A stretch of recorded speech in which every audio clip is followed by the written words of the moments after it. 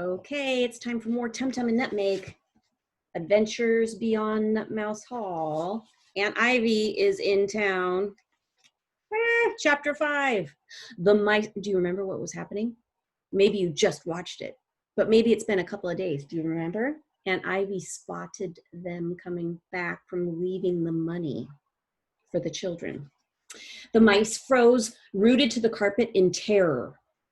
What would your face be like if you were rooted to the carpet in terror? Aunt Ivy froze too. She hated all animals unless they had been turned into coats or gloves or suitcases. What a horrible thing. That's so sad. But it was the mice that she hated most of all. They made her pulse race and her stomach turn and her skin crawl and her eyes pop. And now there were two of them confronting her face to face on the landing, and they were wearing clothes. It's an exclamation. Look, they were wearing clothes with an exclamation point. Aunt Ivy looked at them in horror, praying that her eyes were deceiving her. One had an apron on, and the other was dressed in a tweed suit with brown shoes, and a pair of glasses strung around its neck. They're mad mice, she thought wildly, her brain spinning with fear. And then she tightened her grip on the pumice stone in her left hand, raised her arm, and hurled it down upon the Nutmouses as hard as she could. As the gray missile was released, the mice finally came back to their senses, and they scuttled like they had never scuttled before, over the landing, down the stairs, across the kitchen, and under the dresser where Tumtum fumbled with the padlock, his paws shaking. When the gates opened, he pushed Nutmeg inside to safety and bolted the lock behind them. They could hear Aunt Ivy rampaging upstairs. Walter! Walter, wake up! You've got mice! You've got an infestation of mice wearing clothes! She said mice with such loathing that Nutmeg's heart fluttered. Mr. Mildew sounded unsympathetic. You've been dreaming. Now, please, Ivy, go to bed, he said. She eventually did, for it was very late after all. But the next morning, the mouse hunt began. You can see there are some ellipses. Bum, bum, bum. Means there's a pause. Here's another sign that there's a pause. I'm going to change time or place here. I think we're going to the next day. From their breakfast table in Nutmouse Hall, the mice could hear her crashing about Rose Cottage, upturning beds and bookshelves, trying to find their hideaway. When she started banging about in the kitchen, the Nutmouses went to spy on her through their front gates.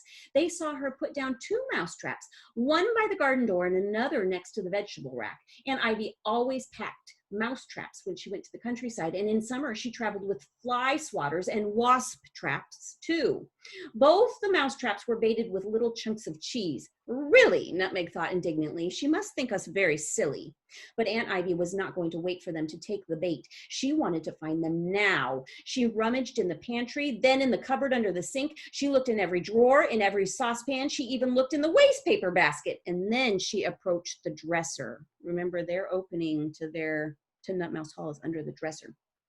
Stand back, Tumtum ordered, pulling his wife away from the gate. The dresser was rattling wildly on the other side of the wall as Aunt Ivy turned out the drawers in the cupboards. Come out, they heard her mutter. Come out, you little vermin. I'll show you what happens to mice who wear tweed suits. The Nutmouses trembled. Tremble. What's that like? You should kind of shake. If she moved the dresser away from the wall, she would discover the door to the broom cupboard, and she would discover Nutmouse Hall. Oh, Tumtum, Nutmeg said weakly, what are we to do? Tumtum squeezed her paw very tightly, and then the rattling stopped, and there was a sudden glare of light. Aunt Ivy was on her knees, shining a flashlight under the dresser. She was so close they could feel her warm breath blowing around their legs. It smelled of coffee. The light beam shone back and forth and then rested on the gates. They were rather fancy gates, similar to the sort one sees in parks, but of course on a much smaller scale. The beam lingered there a while, and then a red fingernail reached out and poked at the bars. The mice jumped back into the shadows, sweating with fear. Tumtum thought of the tiny iron plaque on the gatepost saying Nutmouse Hall and wondered if Aunt Ivy's eyes would be strong enough to read it. At that moment, Mr. Mildew came into the kitchen. Walter? What's this? Aunt Ivy asked crossly. Come and have a look. Mr. Mildew approached her, and she handed him the flashlight. Under here, she said, getting up to make way for him. What's that metal grill under there? Sighing, Mr. Mildew got down on his knees and peered under the dresser. He shone the flashlight about for a moment and then stood up. I have no idea, he said, sounding preoccupied. A ventilation hole, I suppose, or maybe it has something to do with the sewage. I think there used to be a bathroom down here once before I moved in. Ugh, Aunt Ivy said, shuddering, and then they heard her go to the sink and wash her hands. We'll have to get pest persecutors to take up the floorboards like they're doing at my house, she said. I am not having my floorboards taken up just because you think you've seen a mouse wearing clothes, Mr. Mildew said, sounding quite unusually emphatic. This house is quite chaotic enough as it is. Aunt Ivy huffed and stomped off to the other side of the room to dig about in the ironing pile. As they heard her retreat, the Nutmouses felt quite weak with relief. Come on, Nutmeg, we're safe for now, Tumtum said, and led her back indoors to Nutmouse Hall. Nutmeg made a fresh pot of tea, and they needed several cups each to calm their nerves. Here is Mr. Mildew looking under the dresser. There's Aunt Ivy looking crabby. Okay, the morning had started off much better for Arthur and Lucy, for they, of course, had woken up to find the money on their dresser. Arthur thought they should spend it all on sweets, but Lucy thought they should save it in case their father's money ran out altogether. If he doesn't make his crumb-gobbling mouse work soon, there will be nothing left for us to live on at all, she said gravely. I heard him telling Aunt Ivy so we should keep the money in case we need it to buy basic things like bread. Lucy had read a book in which a family lived off bread for a whole month, and she was fully expecting that the Mildew family might have to do the same. She had even cut a recipe for whole grain rolls out of an old newspaper magazine. Of course he'll make the mouse work, said Arthur, who tried very hard to never lose faith in his father. And besides, if he doesn't make it work, then this money is hardly going to stop us all from starving, so we should go ahead and buy sweets while we can. This might have turned into an argument, but at that moment, the children heard a splintering crash coming from the ground floor. They dashed downstairs, wondering what it could be, and when they peered around the living room door, they found their aunt dragging the old oak chest away from the wall. A china lamp had fallen off, and it lay smashed to pieces on the floor. What are you doing? Arthur asked. Looking for mice, she said sourly. It's more than my poor nerves can stand.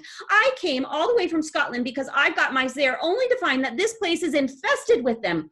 And yours are different from the ones in Scotland, she added accusingly. Yours wear clothes. Clothes? Lucy asked incredulously.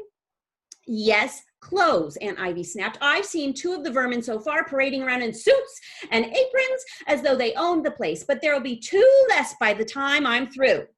Lucy looked at her intently, wondering if her aunt were mad after all, like crazy. Sometimes people say mad as in crazy. She and Arthur had sometimes thought that she might be. Mice don't wear clothes, Aunt Ivy, she said firmly. Aunt Ivy hated to be contradicted, so this made her feel even snappier. She had a frustrating morning, and now she wanted to take it out on someone. Looking up, she saw that Lucy was holding a 5-pound note, like a $5 bill. Who gave you that? She asked. Her voice had a distinct taunt to it. A friend, Lucy said, and it was true, for Nutmeg was a friend, but she could still feel herself going red. Her aunt was eyeing her coolly, coldly, almost accusingly.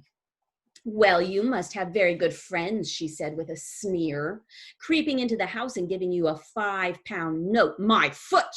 Lucy looked at her aghast. The implication was quite clear. If Aunt Ivy didn't believe that they'd been given the money, then she must think that they'd stolen it. But that was a dreadful thing to suggest and quite unfair. Lucy was about to turn on her heel and march out of the room, which was what she always did when anyone was being horrible at school.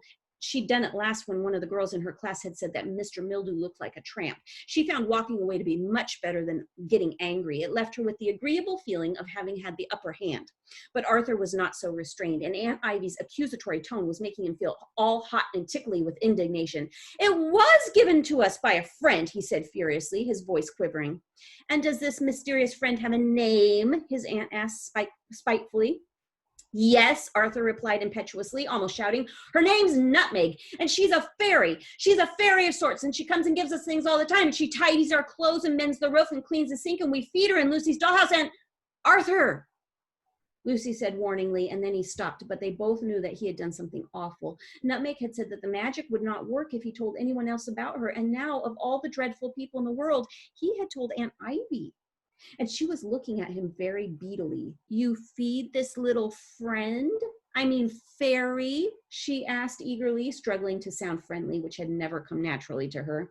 She no longer cared about the money. She was much more interested in this. What do you feed it with? Hmm. Nothing, Arthur mumbled, deciding that he had given away quite enough secrets as it was. But Aunt Ivy's mind had started to work. Lucy looked at her with a very grown-up, withering expression, and then she took her brother by the hand and led him away. This is a really long chapter, so I'm going to read the second part in the next video. Okay? Oh, it's going to get worse before it gets better, I think. Boom, boom, boom.